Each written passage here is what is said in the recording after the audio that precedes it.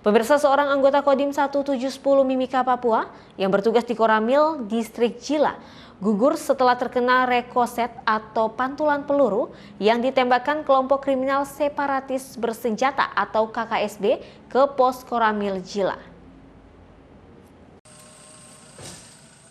Penembakan pos Koramil Jila yang merupakan pos daerah rawan dilakukan kelompok kriminal separatis bersenjata pada Senin pagi pukul 05.00 waktu Indonesia bagian timur.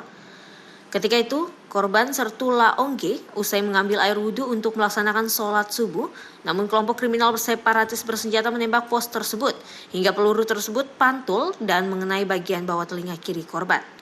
Pasca tembakan itu, rekan korban kemudian melakukan siaga dan membawa korban ke pos Rahwan milik Yonif 754 yang tak jauh dari pos Koramil Jila. Korban kemudian dievakuasi ke RSUD Mimika pukul 10.50 waktu Indonesia bagian timur. Namun 5 menit kemudian korban dinyatakan meninggal dunia oleh dokter. Saat ini jenazah Sertula Ongge disemayamkan di rumah duka di Asrama Kodim 1710 Mimika.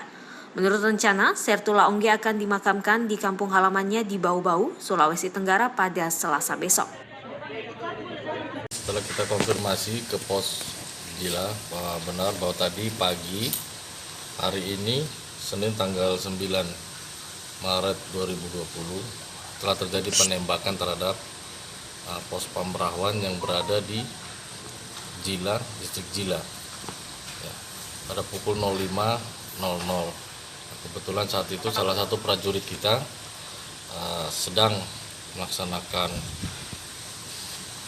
ke wudhu untuk ambil wudhu, kemudian setelah selesai wudhu kemudian kembali ke pos, kemudian terdengar satu tembakan, dan tembakan itu rekoset atau pantulan yang mengenai telinga bagian kiri, bagian bawah telinga sebelah kiri. Kemudian akibat tembakan itu seluruh rekan-rekan yang berada di pos ini melakukan siaga dan membopong prajurit ini untuk bergabung dengan pos Pamrahwan dari Yonif 754. Tadi pagi terjadi penembakan terhadap pos Pamrahwan yang berada di Jila. Pada saat itu korban Sertula Ongge usai mengambil air wudhu untuk melaksanakan sholat subuh. Setelah itu kembali ke pos dan terdengar tembakan peluru tersebut pantul dan mengenai bagian bawah telinga kiri korban. Dandim mengatakan korban sudah bertugas selama 20 tahun dan terkait kelompok yang melakukan penembakan tersebut, Dandim mengakui masih dalam tahap penyelidikan. Dari Papua Timika, Nathan Making, iNews melaporkan.